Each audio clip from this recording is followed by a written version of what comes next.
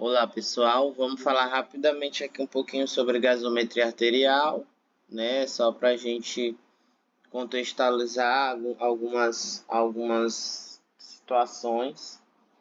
Então vamos lá, gasometria arterial. A gasometria arterial é o principal exame que a gente acompanha, né? Quando a gente está falando de assistência ventilatória, tá? Então é um exame que ele vai mensurar a quantidade de gases que a gente tem, né, dissoluto no nosso sangue. Outro ponto importante, é importante a gente frisar aqui, do ponto de vista de verificação da assistência ventilatória, a gasometria ela precisa ser arterial. Não tem como a gente verificar a efetividade da assistência ventilatória através de uma gasometria venosa, tá bom? Então, sempre que a gente for convidado a verificar uma gasometria, a gente precisa verificar se essa gasometria é arterial ou não, tá? Eu costumo dizer que a gente tem alguns passos para verificar a gasometria arterial. O primeiro passo é o quê? A gente não pode verificar uma gasometria arterial aleatoriamente sem saber necessariamente qual é a clínica do paciente, tá? Não é alguém te encontrar no corredor e te jogar uma gasometria, né, no teu colo para que tu diga se aquela gasometria, o que tem, se tem distúrbio, se o paciente precisa ser entubado ou não. Por quê? Porque além do que está descrito no papel, a gente precisa correlacionar com a clínica do doente, tá? Por exemplo, a gasometria de um paciente que ele é DPOC, que ele tem doença pulmonar obstrutiva crônica, ela tende a ter hipercapnia e tende a ser hipoxêmica. Porém, o paciente vive normalmente sem nenhum tipo de desconforto respiratório, né? O paciente com DPOC. Então, se tu pega uma gasometria dessa sem saber a clínica do paciente, tu pode te alarmar, né, e acabar dando start em uma situação de suporte ventilatório que o paciente não está precisando no momento, tá? Então, o primeiro passo é isso, associar os valores que a gente encontra na gasometria com a clínica do paciente. O segundo ponto é a gente verificar se essa gasometria ela é arterial ou venosa, tá? Como é que a gente vai verificar? Na gasometria arterial, a gente vai precisar ter uma PO2 mais elevada, tá? E uma PCO2 menor. E na gasometria venosa, a gente pode ter o contrário, tá? Uma PCO2 muito maior e uma PO2 menor, ou muito próximas uma da outra, tá? Além disso, a gente pode associar a saturação arterial que vem na gasometria com a saturação periférica que a gente verifica no monitor do paciente, tá? Então, se vocês tiverem dúvidas quanto à natureza da gasometria, é só vocês seguirem essas dicas.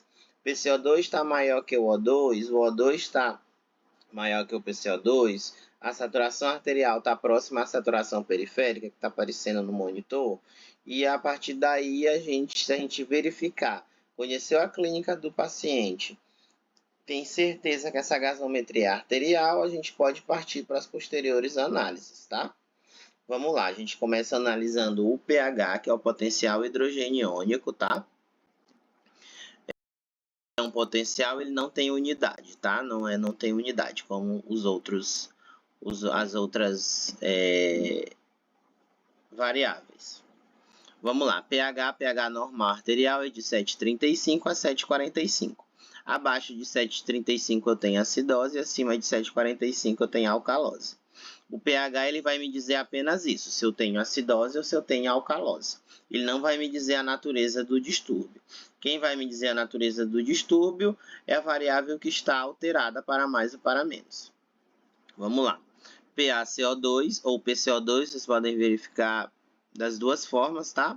Pressão arterial de CO2, o normal é entre 35 a 45. Acima de 45 eu tenho uma situação de hipercapnia e abaixo de 35 eu tenho hipocapnia, tá? Se eu tiver uma hipercapnia associada com uma acidose, eu posso dizer que eu estou diante de uma acidose respiratória. E se eu estiver diante de uma alcalose e o meu paciente estiver com hipocapnia, eu posso estar diante de uma alcalose respiratória, tá? Quando eu tenho alteração de pH com alteração de PCO2, eu digo que eu tenho um distúrbio respiratório. Se associado a isso, né, eu vou e verifico o bicarbonato, milimol por litro. Valores normais de bicarbonato é de 22 a 26. Se eu tiver associado um bicarbonato abaixo de 22, associado a uma acidose, eu digo que é uma acidose metabólica ou não respiratória. Vocês podem observar as duas nomenclaturas. Se eu tiver um bicarbonato acima de 26 com um pH acima de 7,45, eu tenho uma alcalose metabólica, tá? Não se preocupe, a gente vai já revisar esses dois conceitos. Com relação ao PaO2, normalmente o PaO2 ele precisa ser de 80 a 100, tá? Abaixo disso eu tenho hipoxemia, acima disso eu tenho hiperóxia. Há alguns anos a gente tinha algumas fórmulas, né, para verificar o PaO2 com relação à idade, né? Porém, essas fórmulas elas não se comprovaram cientificamente, então a gente volta a adotar esse intervalo de 80 a 100 como valores de normalidade, tá? E o excesso de base, eu tenho um valor de referência de menos 2 a mais 2. Agora vamos olhar cada situação especificamente.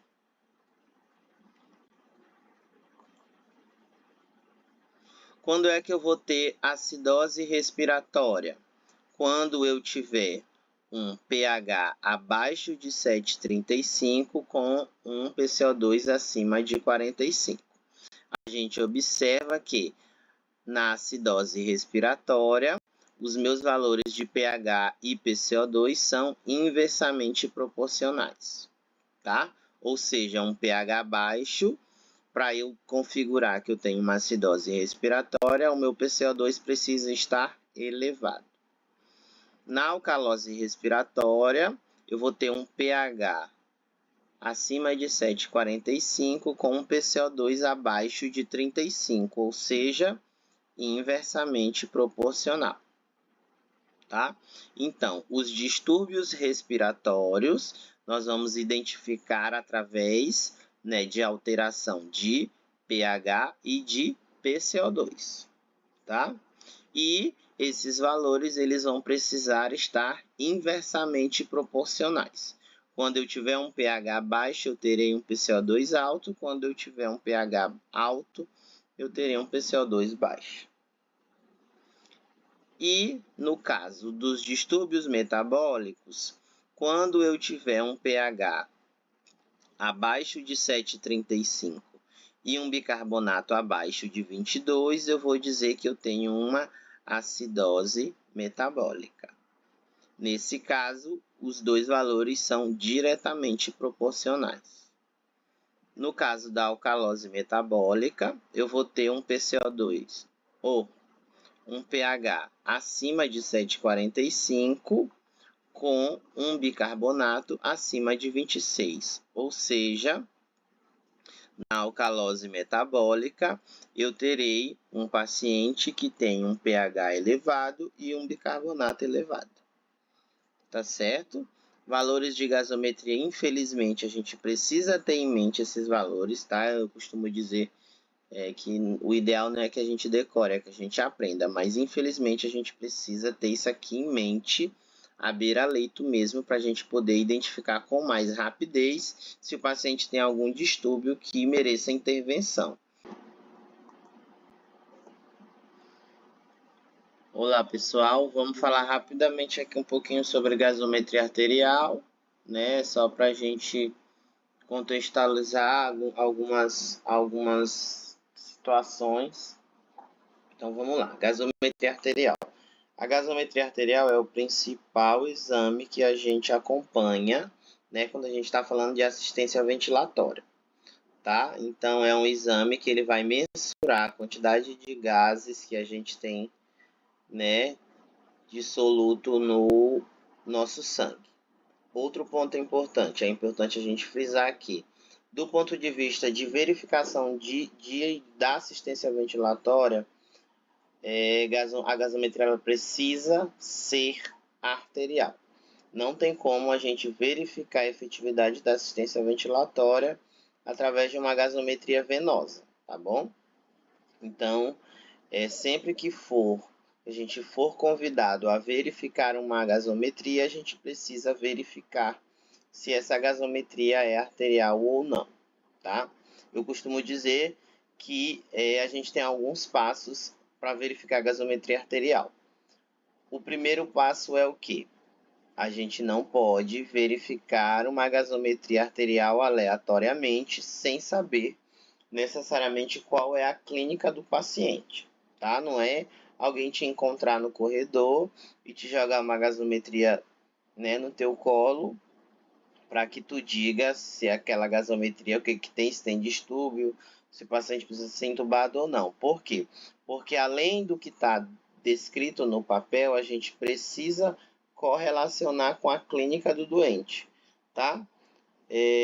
Por exemplo, a gasometria de um paciente que ele é DPOC, que ele tem doença pulmonar obstrutiva crônica, ela tende a ter hipercapnia e tende a ser hipoxêmica. Porém, o paciente vive normalmente sem nenhum tipo de desconforto respiratório, né? O paciente com DPOC.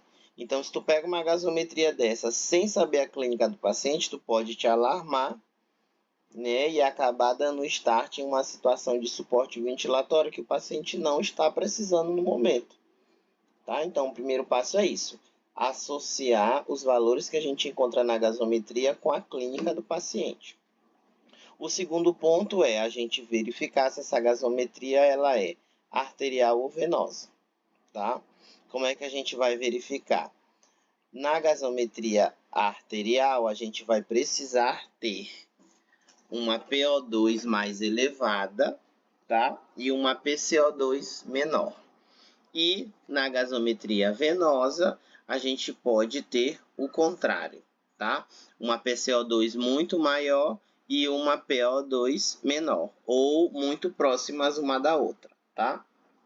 Além disso, a gente pode associar a saturação arterial que vem na gasometria com a saturação periférica que a gente verifica no monitor do paciente, tá? Então, se vocês tiverem dúvidas quanto à natureza da gasometria, é só vocês seguirem essas dicas. PCO2 está maior que o O2 está maior que o PCO2, a saturação arterial está próxima à saturação periférica, que está aparecendo no monitor, e a partir daí, se a gente verificar, conheceu a clínica do paciente, tem certeza que essa gasometria é arterial, a gente pode partir para as posteriores análises, tá? Vamos lá, a gente começa analisando o pH, que é o potencial hidrogeniônico, tá? É um potencial, ele não tem unidade, tá? Não tem unidade, como as outras variáveis. Vamos lá, pH normal arterial é de 7,35 a 7,45. Abaixo de 7,35 eu tenho acidose e acima de 7,45 eu tenho alcalose. O pH ele vai me dizer apenas isso, se eu tenho acidose ou se eu tenho alcalose. Ele não vai me dizer a natureza do distúrbio. Quem vai me dizer a natureza do distúrbio é a variável que está alterada para mais ou para menos. Vamos lá. PaCO2 ou PCO2, vocês podem verificar das duas formas, tá? Pressão arterial de CO2, o normal é entre 35 a 45. Acima de 45 eu tenho uma situação de hipercapnia e abaixo de 35 eu tenho hipocapnia, tá? Se eu tiver uma hipercapnia associada com uma acidose, eu posso dizer que eu estou diante de uma acidose respiratória.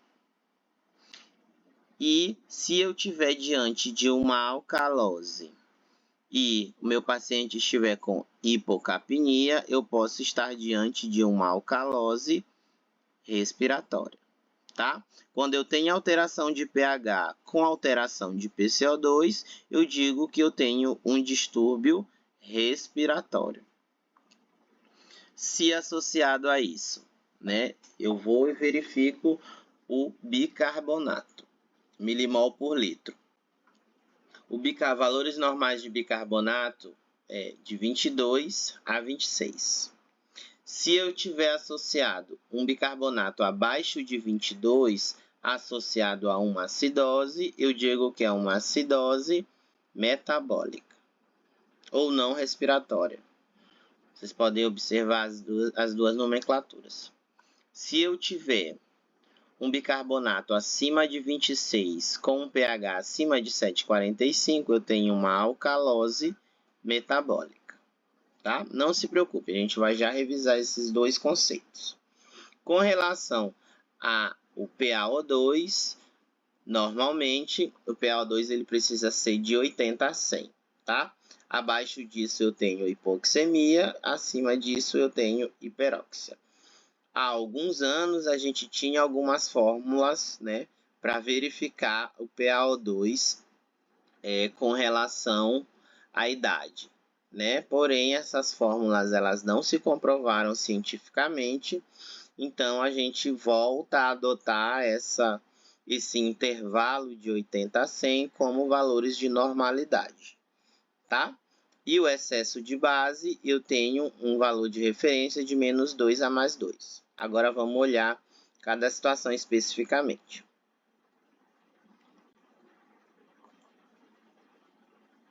Quando é que eu vou ter acidose respiratória? Quando eu tiver um pH abaixo de 7,35 com um PCO2 acima de 45. A gente observa que na acidose respiratória, os meus valores de pH e PCO2 são inversamente proporcionais, tá? Ou seja, um pH baixo, para eu configurar que eu tenho uma acidose respiratória, o meu PCO2 precisa estar elevado. Na alcalose respiratória, eu vou ter um pH acima de 7,45 com um PCO2 abaixo de 35, ou seja, inversamente proporcional, tá? Então, os distúrbios respiratórios nós vamos identificar através, né, de alteração de pH e de PCO2, tá? E esses valores eles vão precisar estar inversamente proporcionais. Quando eu tiver um pH baixo, eu terei um PCO2 alto. Quando eu tiver um pH alto, eu terei um PCO2 baixo. E no caso dos distúrbios metabólicos, quando eu tiver um pH abaixo de 7,35 e um bicarbonato abaixo de 22, eu vou dizer que eu tenho uma acidose metabólica. Nesse caso, os dois valores são diretamente proporcionais. No caso da alcalose metabólica, eu vou ter um PCO2 ou um pH acima de 7,45 com um bicarbonato acima de 26, ou seja, na alcalose metabólica, eu terei um paciente que tem um pH elevado e um bicarbonato elevado. Tá certo? Valores de gasometria, infelizmente, a gente precisa ter em mente esses valores, tá? Eu costumo dizer que o ideal não é que a gente decore, é que a gente aprenda, mas infelizmente a gente precisa ter isso aqui em mente, à beira-leito mesmo, para a gente poder identificar com mais rapidez se o paciente tem algum distúrbio que mereça intervenção.